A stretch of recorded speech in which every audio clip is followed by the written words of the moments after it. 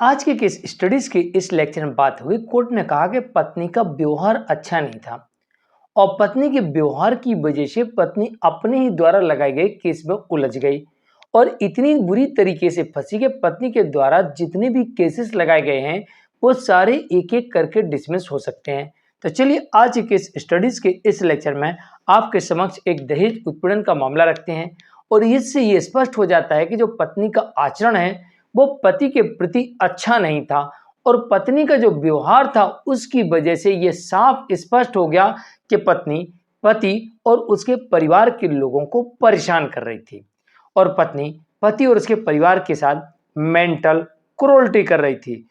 और यह साबित हो गया कि पत्नी जितने भी आरोप लगा रही थी सारे के सारे झूठे बेबुनियाद आरोप लगा रही थी। एक भी आरोप को कोर्ट में पत्नी साबित नहीं कर पाई।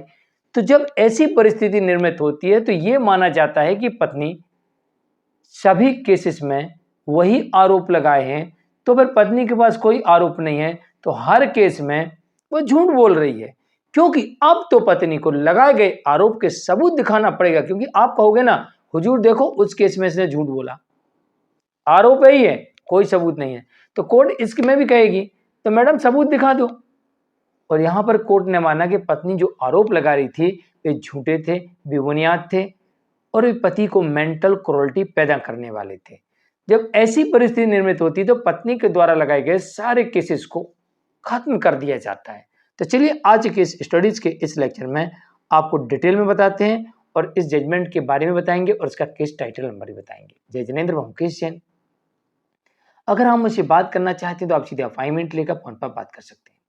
अपॉइंटमेंट के लिए या इस तरह जजमेंट्स के पैकेज के लिए जिसमें आपको 150 से अधिक जजमेंट्स मिलेंगे या अन्य किसी जानकारी के लिए दिए गए नंबर पर आप हमें एक छोटा सा मैसेज लिखिए, इसके बाद हम आपसे संपर्क करेंगे।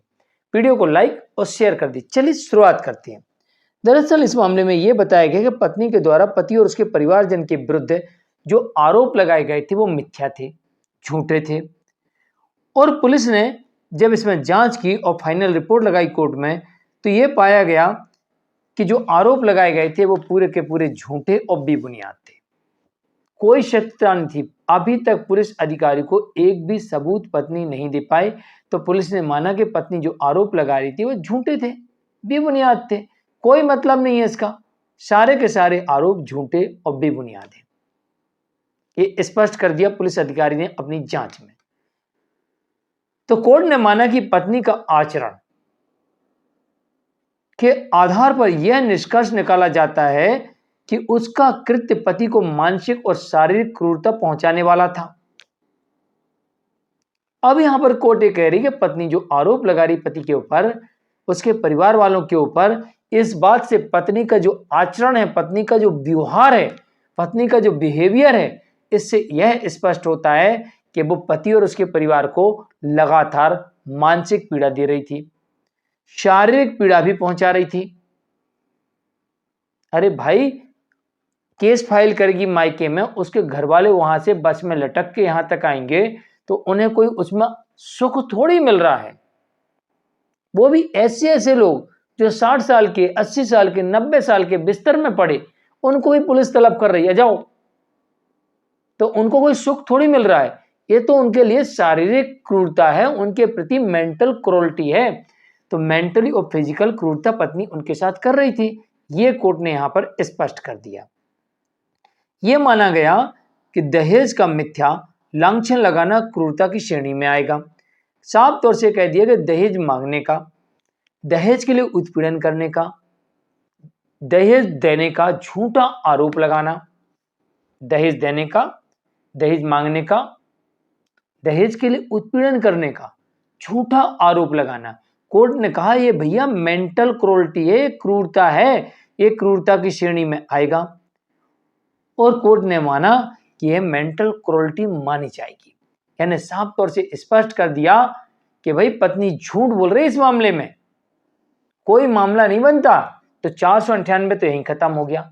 और जब पत्नी लगाए गए आरोपों को पुलिस की जांच में झूठे पाए गए, क्योंकि पुलिस एक जांच एजेंसी है और उसने जांच एजेंसी में क्लियर कर दिया कि पत्नी झूठ बोल रही, कोई भी सबूत नहीं उसके पास। अब पत्नी के पास में आखिरी विकल्प बचता है कि वो कोर्ट के सामने सबूत लेके जाए। वरना पुलिस ने तो कह दिया झूठ है, तो झूठ मानेगी कोर्ट। पुलिस की रिपोर्ट को कोर्ट मानेगी, जो लाई है पुलिस उसको वही मानेगी जो सत्य है। पुलिस की रिपोर्ट को कोर्ट सही मानेगी। पुलिस ने लिख दिया कोई सबूत नहीं, मामला झूठा है, तो कोर्ट मानेगी झूठा है। अब पत्नी को अगर उस रिपोर्ट को गलत साबित करना है तो अब उसे कोर्ट के सामने सबूत देना पड़ेंगे और बताना पड़ेगा कि पुलिस ने गलत रिपोर्ट बनाई या मुझसे सबूत नहीं लिए। फिर कोर्ट पुलिस से पूछेगी कि भाई ऐसा क्यों किया आपने। तो यहां पर पुलिस ने लिख दिया कि पत्नी जो आरोप लगा रही है सारे के सारे आरोप झूठे हैं, बेबुनियाद हैं, जबरन पति और उसके परिवार को फंसाने के उद्देश्य से पत्नी झूठे आरोप लगा रही है। और कोर्ट ने यहां पर कोर्ट ने यहां पर पुलिस की रिपोर्ट को स्वीकार कर लिया और पत्नी से पूछे कि भाई आपके पास कुछ विकल्प है क्या। तो पत्नी कहती मेरे पास तो कोई ऐसा विकल्प नहीं है कि जो मैं साबित कर सकूं कि जो पुलिस ने रिपोर्ट बनाई वो झूठी है। और चलो ये चीज छोड़ दो, किसी भी केस में जैसे मेंटेनेंस का हुआ, डोमेस्टिक वायलेंस का हुआ, डिवोर्स का हुआ, दाम्पत्य पुनर्स्थापन का हुआ, घरेलू हिंसा का हुआ या फिर दहेज उत्पीड़न का हुआ, 6 में से किसी भी केस में बता दो कि भाई मेरे पास सबूत हैं जो मैं आरोप लगा रही, तो पत्नी किसी भी केस में कोई भी सबूत नहीं दे पा रही, तो ऐसी स्थिति में सारे के सारे केसेस डिसमिस हो सकते हैं। तो इस जजमेंट में यह बताया गया है कि यहाँ पर पत्नी ने जो दहेज उत्पीड़न के आरोप लगाए थे पति और उसके परिवार के ऊपर, तो पुलिस जांच में ये पाया गया कि पत्नी ने झूठे आरोप लगाए थे, झूठी रिपोर्ट दर्ज कराई थी और कोर्ट ने माना कि पत्नी का जो आचरण है यह आचरण पति और उसके परिवार के प्रति क्रूरता पहुंचाने वाला है और यह मेंटल क्रूरल्टी माना जाएगा।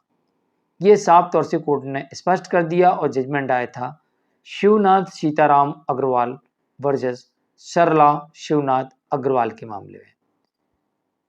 सुप्रीम कोर्ट का ये जजमेंट है। जानकारी कैसी लगी कमेंट में जरूर लिखिए और लाइक और शेयर कर दीजिए। अगर आपको भी ऐसा लगता है कि जो आपका केस है उस केस में पत्नी के द्वारा लगाए गए आरोप झूठे हैं, आप उसे ख्वाहिश कराने के लिए जा सकते हैं, आप आपत्ति लगा के डिसमिस करवा सकते हैं। ऐसे केस में आप सबूत मांग सकते हैं, पुलिस के द्वारा की गई जांच रिपोर्ट लगा सकते हैं और अगर इसमें पाया जाता है कि पत्नी झूठे आरोप लगा रही, कोई सबूत नहीं है, तो ऐसे केसेस को कोर्ट रद्द कर सकती है, बंद कर सकती है। तो आज के लिए इतना ही। मैं मुकेश जैन।